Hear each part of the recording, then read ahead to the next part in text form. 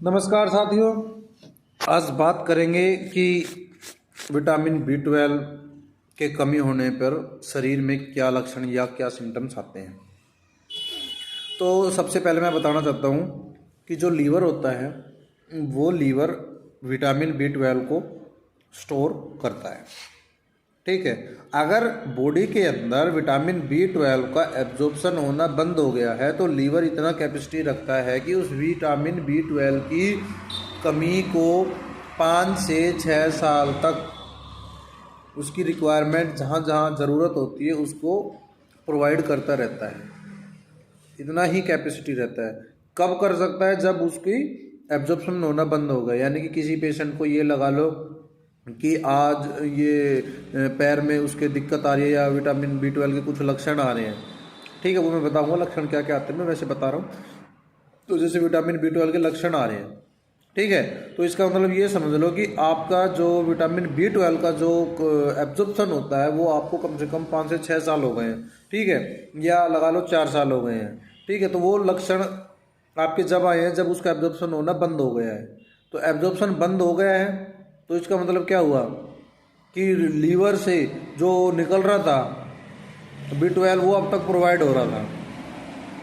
ठीक है, तो जब काफ़ी समय बीत जाते हैं, कम से कम 8-9 साल या 8-7 साल, जब उसके बाद आपको ये लक्षण महसूस होने लगते हैं, क्योंकि 4 साल 5 साल तो उसकी एक तरीके से कैपेसिटी होती है लीवर की स्टोर करने की, वो उसकी रिक्वायरमेंट करता रहता है, तो उससे पहले का समय लगाइए। अच्छा, अब बात करते हैं कि भाई आपका विटामिन B12 की कमी हो गई तो हम कैसे, हमको पता लगेगा कि भाई शरीर में विटामिन B12 की कमी हुई है। जैसे ये अपने हाथ हैं, ठीक है, जो इनको बोलते हैं ना पोरे, यानी कि कार्पल और मेटाकार्पल। जो ये मेटाकार्पल के जॉइंट्स होते हैं, ठीक है, ये मेटाकार्पल के जो जॉइंट्स होते हैं तो इनके ऊपर काले काले धब्बे, यानी कि हाथ के ऊपरी परत के ऊपर जो जॉइंट्स होते हैं उनके काले काले धब्बे, ऐसे ही पैर के ऊपर यानी कि मेटाकार्पल के ऊपर भी काले काले धब्बे होने लग जाते हैं। ठीक है, पहला सिम्टम्स तो ये है। दूसरा सिम्टम्स ये है कि आप लंबे समय तक किसी एक ही स्थान पर खड़े हो, ठीक है, एक ही पोजीशन पे खड़े हो, आपके पैरों के अंदर तलवों में से या पिंडलियों में से कांटे से चुभन सी महसूस हो रही है। ऐसा लग रहा है कि हाँ अब मेरा पैर कुछ सुन टाइप में हो गया या कांटे से चुभ रहे हैं।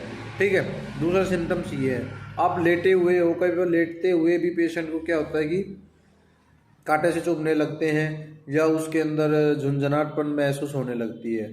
ठीक है, और उसके बाद एक और सिम्टम्स हो रहा है कि आप मोशन के दौरान या फ्रेश हो रहे हो, आप या वज्रासन में बैठे हो, उस दौरान आपके पैरों के अंदर ये होता है कि हाँ भाई अब मेरे महसूस होने लगा कि कांटे वगैरह चुभ रहे हैं या मेरे पैरों के अंदर कुछ सुनसन टाइम महसूस हो रही है, तो वो भी एक लक्षण ही है।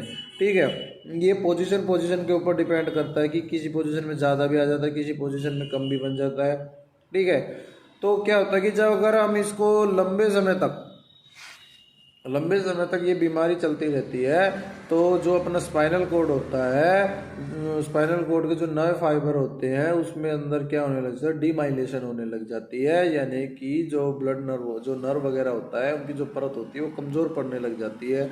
उससे क्या होता है कि कई बार जैसे कि अपन प्रेस कर देते हैं या दबा देते हैं, जगह पे से कोई दबा दिया ज़्यादा देर तक, ठीक है, या उसको मालिश कर दी तो एक रेडिश सा निशान पड़ने लग जाता है, तो वो एक तरीके से डिजीज़ है।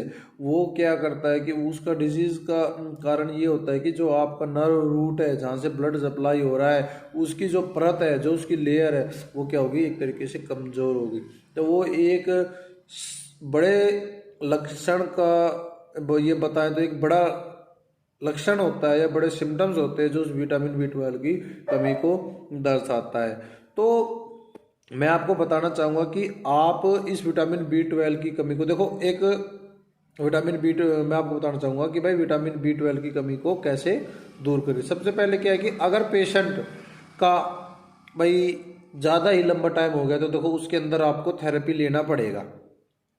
ठीक है, सेल्फ उसको आप कर सकते हो, मैं ये नहीं कह रहा कि नहीं कर सकते, पर उसके अंदर इतना मैक्सिमम टाइम लग जाएगा कि ज़्यादा, उसमें फिर आप ये कहोगे कि भाई मेरा हो नहीं रहा है, क्योंकि पेशेंट क्या होता है कि सब्र नहीं रखता। जो कहते हैं ना सब्र का फल मीठा होता है, तो पेशेंट सब्र नहीं लगता, वो रखना पड़ेगा।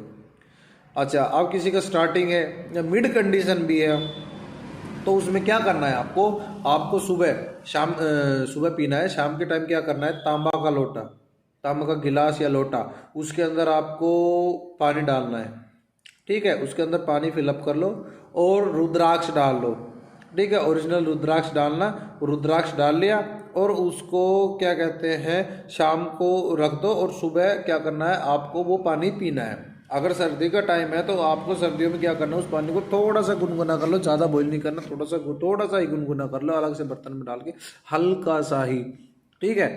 तो उसको फिर आप सुबह पीजिए। पीना है कैसे पीना है, आपको बैठ के पीना है, खड़े होके नहीं पीना है। अगर आप खड़े होके पियोगे तो आपको समस्या बढ़ेगी। किसकी समस्या बढ़ेगी, आपके पैरों की भड़कने की, जो पिंडलियों के अंदर भड़काव होता है। अगर आप खड़े होके पानी पियोगे तो उसके अंदर आपके पैरों के अंदर भड़काव की समस्या बन सकती है, ठीक है। तो आपको क्या करना है, ये पानी पीना। अगर किसी पेशेंट को ज़्यादा ही दिक्कत बन रही है तो 10 से 15 दिन, मैक्सिमम 20 दिन होगा, मैक्सिमम 20 दिन है उसका इलाज है। 20 दिन के अंदर ये चीज़ क्योर हो सकती है। एलोपैथी के अंदर इसके अंदर कोई ऐसा इलाज नहीं है, उसके अंदर ओनली न्यूरोबिन फोर्ट वगैरह, ठीक है, मल्टीविटामिन या फिर उसके अंदर क्या बोलते हैं कोई कैल्शियम वगैरह की टैबलेट दे देंगे। अगर आप बताते हो कि भाई मेरा जॉइंट्स भी पेन करता है, उसके साथ साथ आपको कोई भी एनसेड्स या कोई पेन किलर दवाई दे देंगे, ठीक है, ये चलाएंगे। इसके अलावा और कुछ नहीं चल सकता इसके अंदर। पर मेन समस्या है अपने लीवर की, लीवर को एक्टिवेट करना है। लीवर एक्टिवेट होगा तो B12 बी एब्जॉर्प्शन होगा। एब्जॉर्प्शन कहाँ से होगा, आंतड़ियों से। सबसे पहले अपने को क्या करना पड़ेगा, जो इंटेस्टाइन होती है यानी कि छोटी आंत बड़ी आंत, उसको भी साफ रखना पड़ेगा। यानी कि आपको अपना खान पान उसके अंदर चेंज करना पड़ेगा, सही डाइट लेनी पड़ेगी। आप कितना न्यूट्रिशन ले रहे हो, कितना नहीं ले रहे हो, वो चीज़ आपको लेना पड़ेगा, ठीक है। थेरेपी के साथ आपको ये भी चीज़ करनी पड़ेगी। अगर किसी बंदे के शुरुआती दौर पर है तो वो विदाउट थेरेपी भी आप इस चीज़ का सेवन करके, जो जैसे कि मैंने पानी की बताया है, तांबे का लोटे वगैरह, और अपना एक उचित आहार लेके भी आप इस चीज़ को कर सकते हो, ठीक कर सकते हो। तो घबराने वाली कोई बात नहीं। अगर किसी पेशेंट को ज़्यादा ही दिक्कत आ रही है तो वो थेरेपी लीजिए। 15 से 20 दिन का इसका ट्रीटमेंट रहेगा, तो ऐसी कोई दिक्कत नहीं, बिल्कुल क्योर हो सकता है। धन्यवाद।